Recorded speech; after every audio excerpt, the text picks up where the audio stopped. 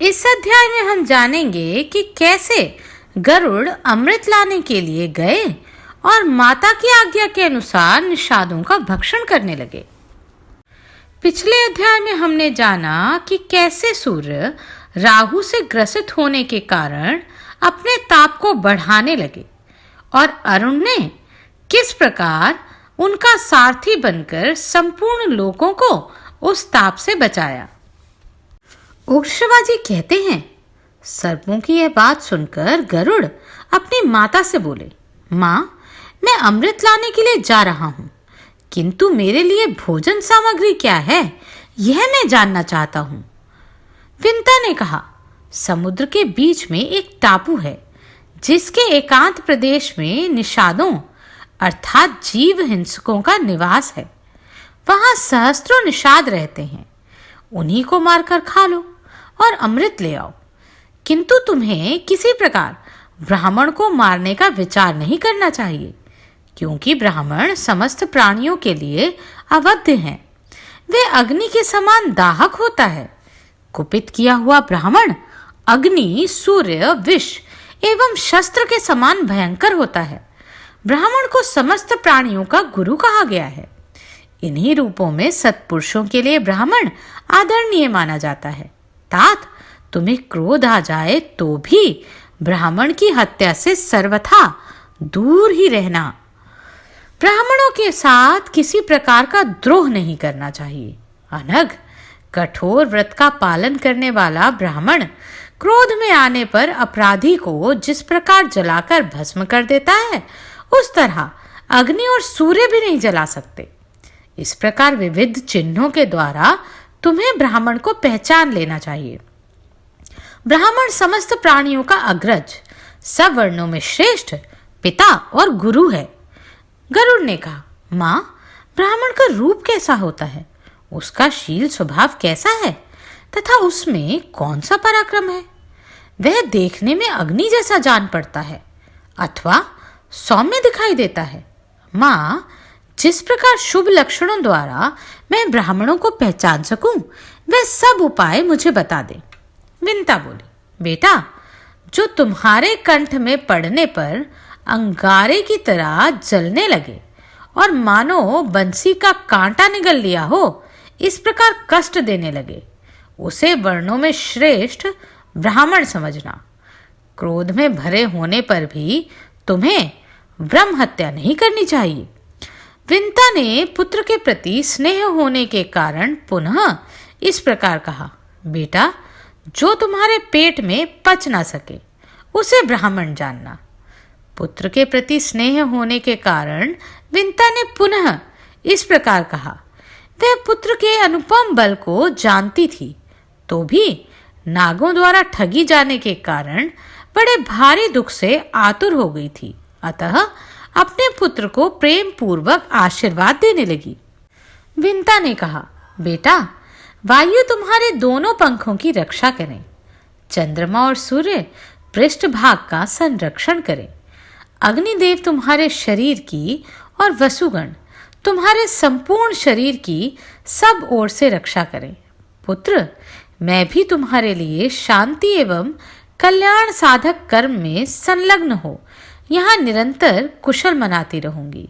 वत्स, तुम्हारा मार्ग विघ्न रहित हो, तुम अभिष्ट कार्य की सिद्धि के लिए यात्रा करो। उग्रश्रवा कहते हैं, शौनकादि महर्षियों माता की बात सुनकर महाबली गरुड़ पंख पसारकर आकाश में उड़ गए तथा क्षुधातुर काल या दूसरे यमराज की भांति उन निषादों के पास जा पहुंचे। उन निषादों का संहार करने के लिए उन्होंने उस समय इतनी अधिक धूल उड़ाई जो पृथ्वी से आकाश तक छा गई। वहां समुद्र की कुक्षी में जो जल था उसका शोषण करके उन्होंने समीपवर्ती पर्वतीय वृक्षों को भी विकंपित कर दिया।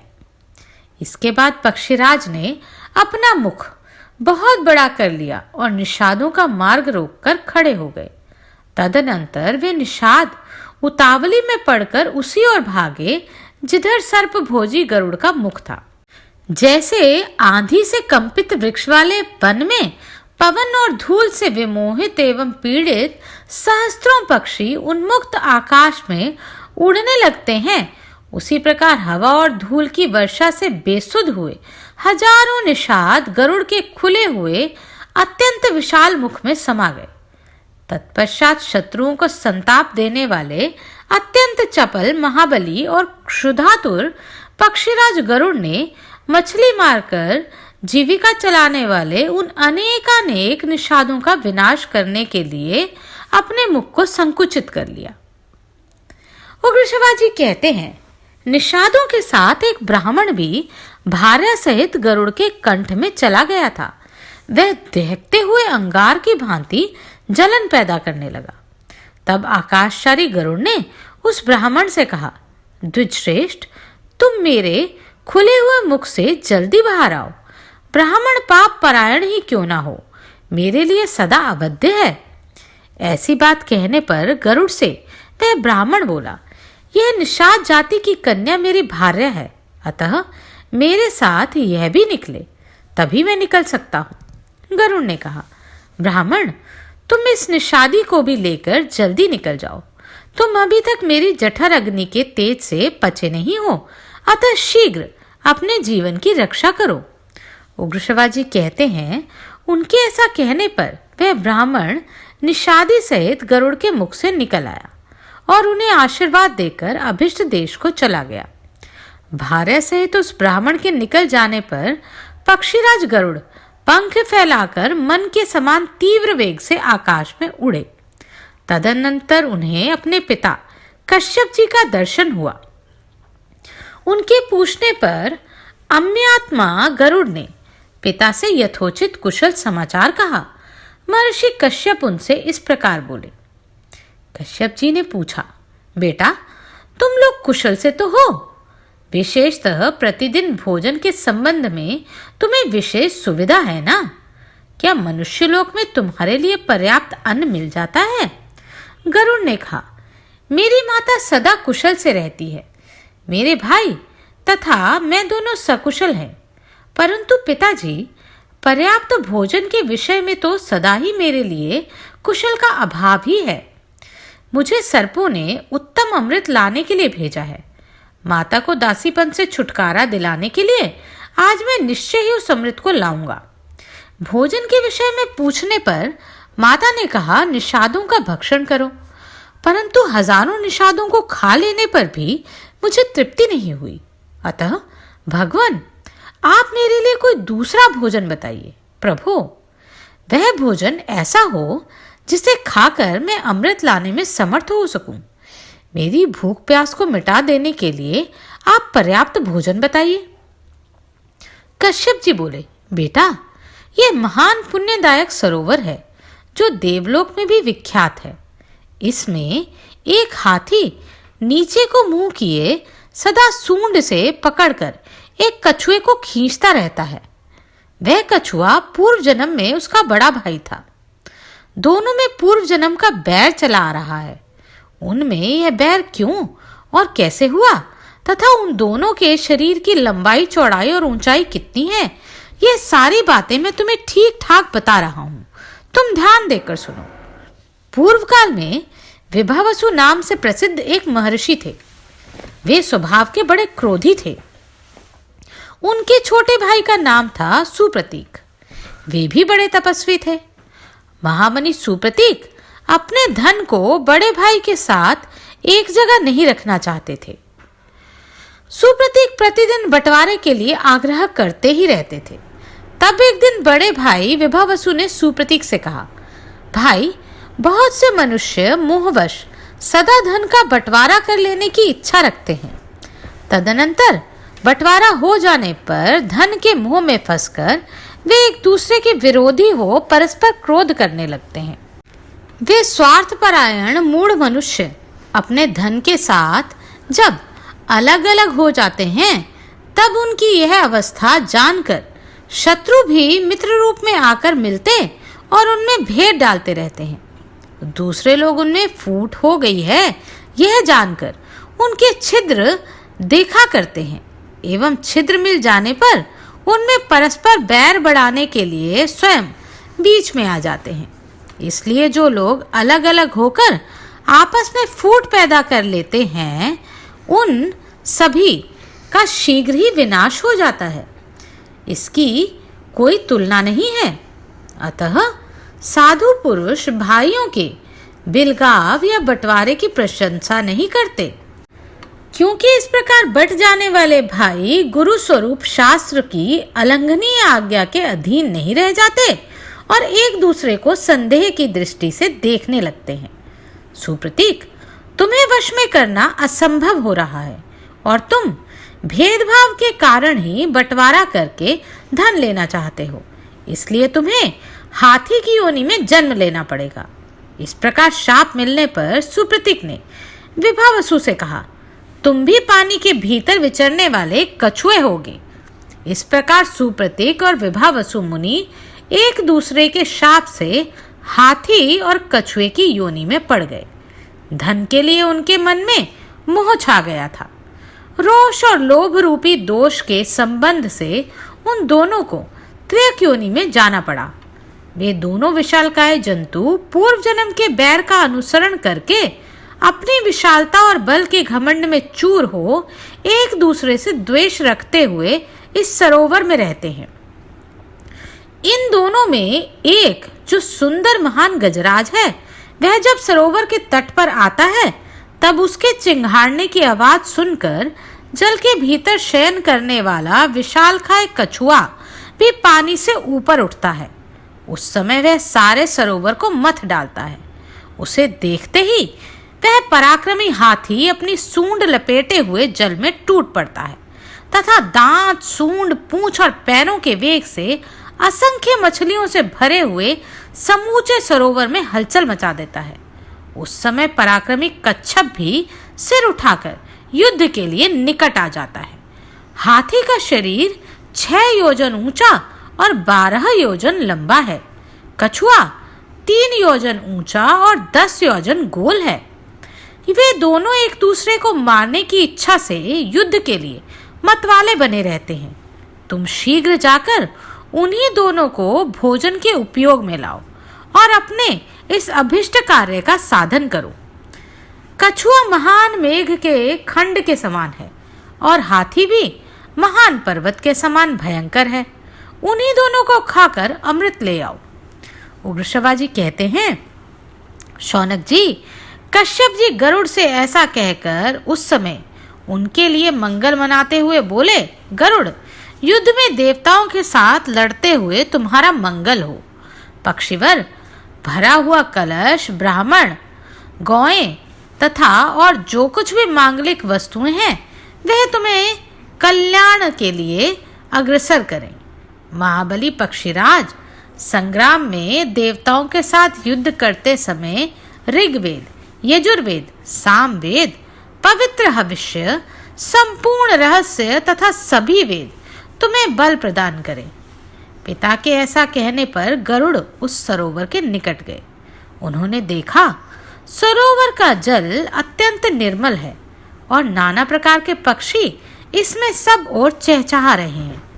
तदनंतर भयंकर वेगशाली अंतरिक्षगामी गरुड़ ने पिता के वचन का स्मरण करके एक पंजे से हाथी को और दूसरे से कछुए को पकड़ लिया।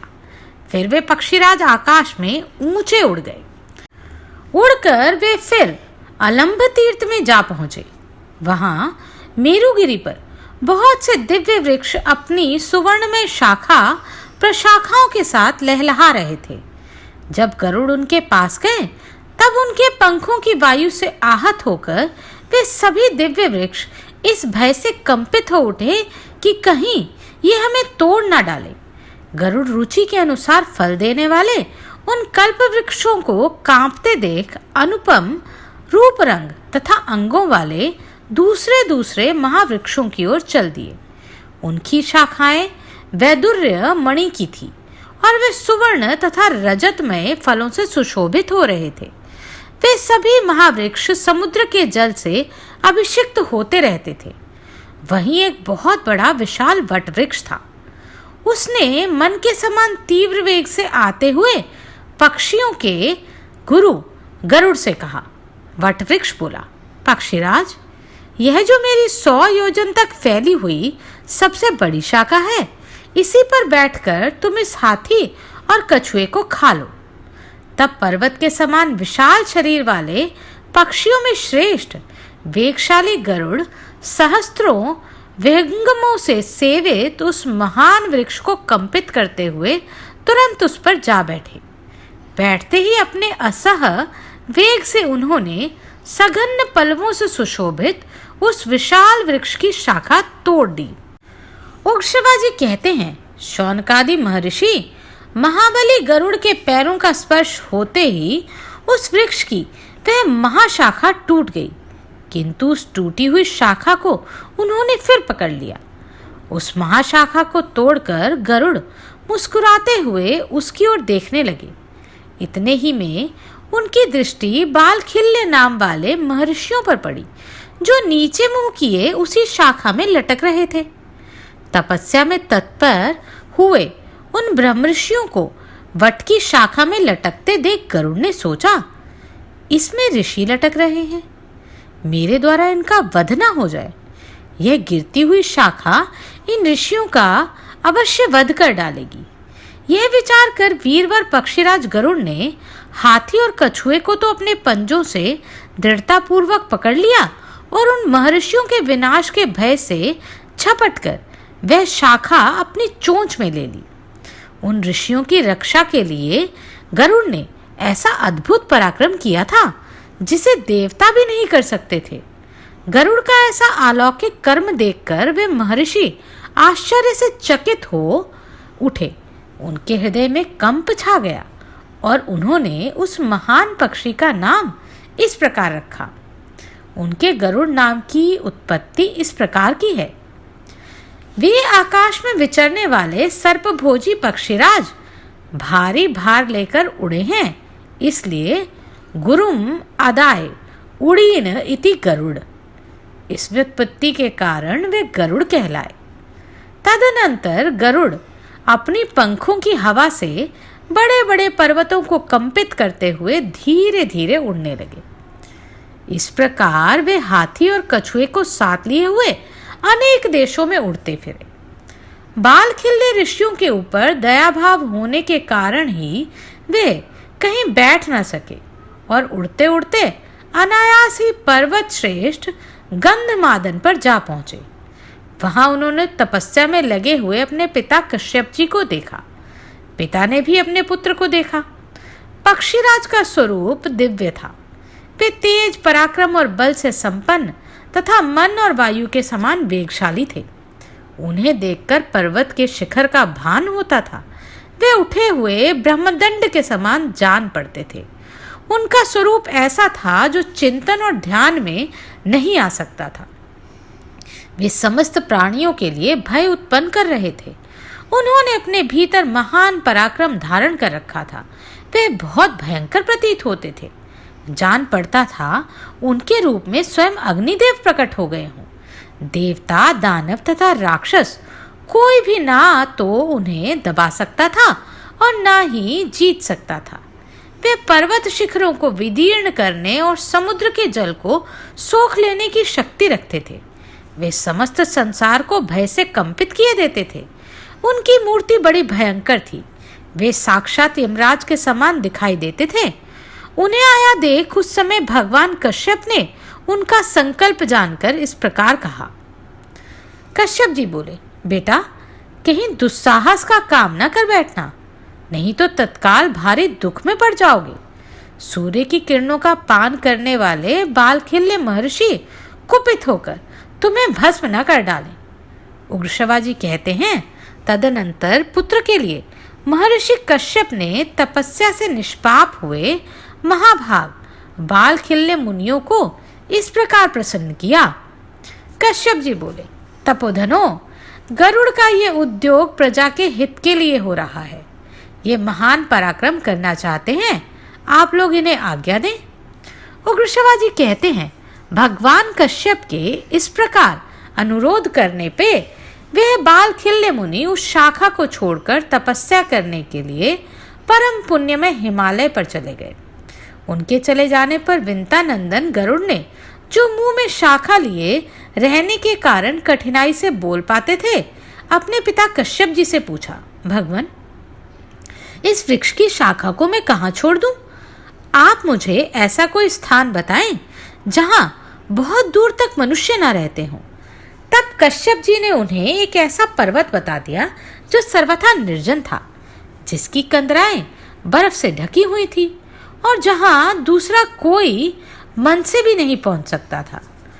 उस बड़े पेट वाले पर्वत का नाम जानकर महान पक्षी गरुड़ उसकी लक्ष्य करके शाखा, हाथी और कछुए सहित बड़े वेग से उड़ चले। गरुड़ वट वृक्ष की जिस विशाल शाखा को चोंच में लेकर जा रहे थे, वह इतनी मोटी थी कि 100 पशुओं के चमड़ों से बनाई हुई रस्सी भी उसे लपेट नहीं सकती थी। पक्षीराज गरुड़ उसे लेकर थोड़ी ही देर में वहां से 1,00,000 योजन दूर चले गए। पिता के आदेश से क्षण भर में उस पर्वत पर पहुंचकर उन्होंने वह विशाल शाखा वहीं छोड़ दी। गिरते समय उससे बड़ा भारी शब्द हुआ। वह पर्वतराज उनके पंखों की वायु से आहत होकर कांप उठा। उस पर उगे हुए बहुतेरे वृक्ष गिर पड़े। वह फूलों की वर्षा सा करने लगा। उस पर्वत के मणिकांज में विचित्र शिखर, जो उस महान शैल की शोभा बढ़ा रहा था, सब ओर से चूर चूर होकर गिर पड़े। उस विशाल शाखा से टकराकर बहुत से वृक्ष भी धराशायी हो गए। वे अपने सुवर्ण में फूलों के कारण बिजली सहित मेघों की भांति शोभा पाते थे।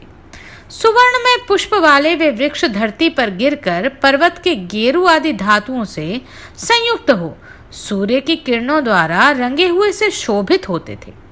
तदनंतर पक्षीराज गरुड़ ने उसी पर्वत की एक चोटी पर बैठकर उन दोनों हाथी और कछुए को खाया। इस प्रकार कछुए और हाथी दोनों को खाकर महान वेगशाली गरुड़ पर्वत की उस चोटी से ही ऊपर की ओर उड़ चले। उस समय देवताओं के यहाँ बहुत से भयसूचक उत्पात होने लगे। देवराज इंद्र का प्रिय आयुध वज्र भय से जल उठा। आकाश से दिन में ही धुएं और लपटों के साथ उल्का गिरने लगी।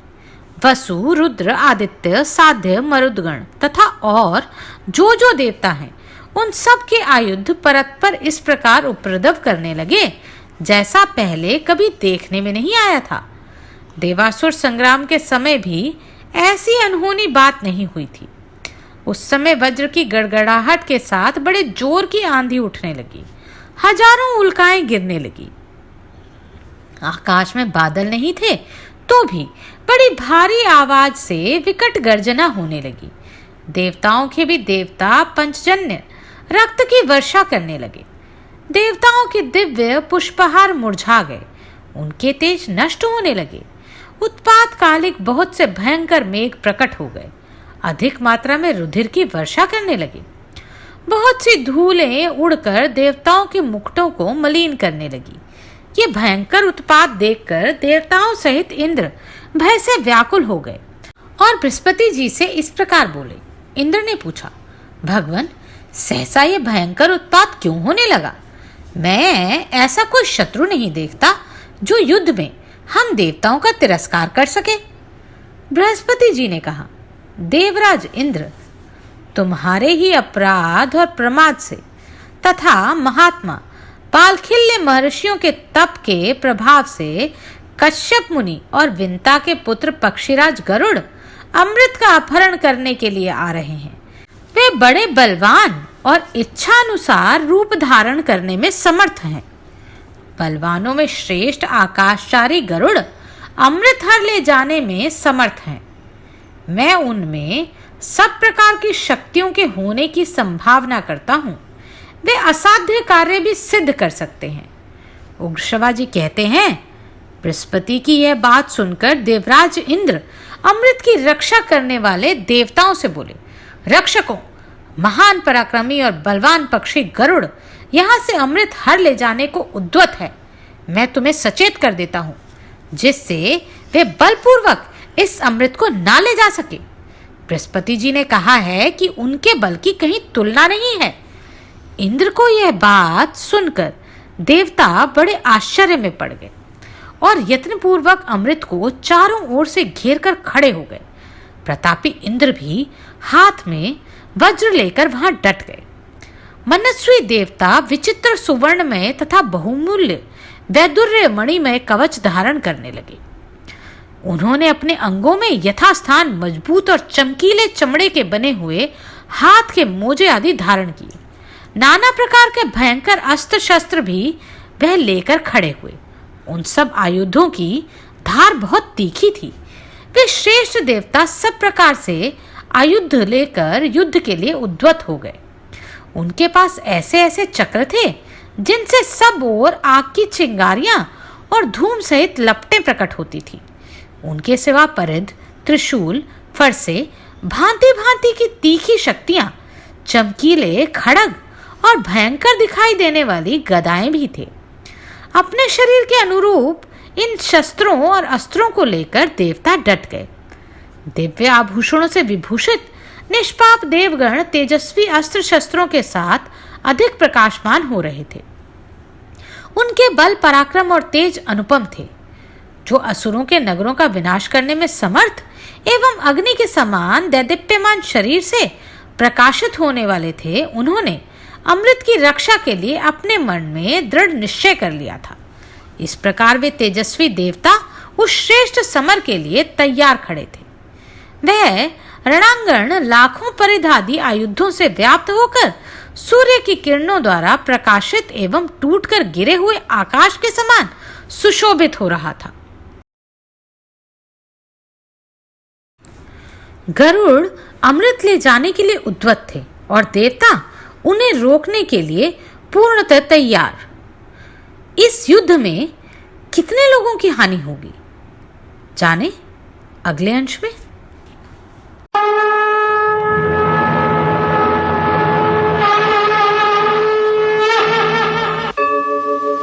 यदा यदा हि धर्मस्य ग्लानिर्भवति भारत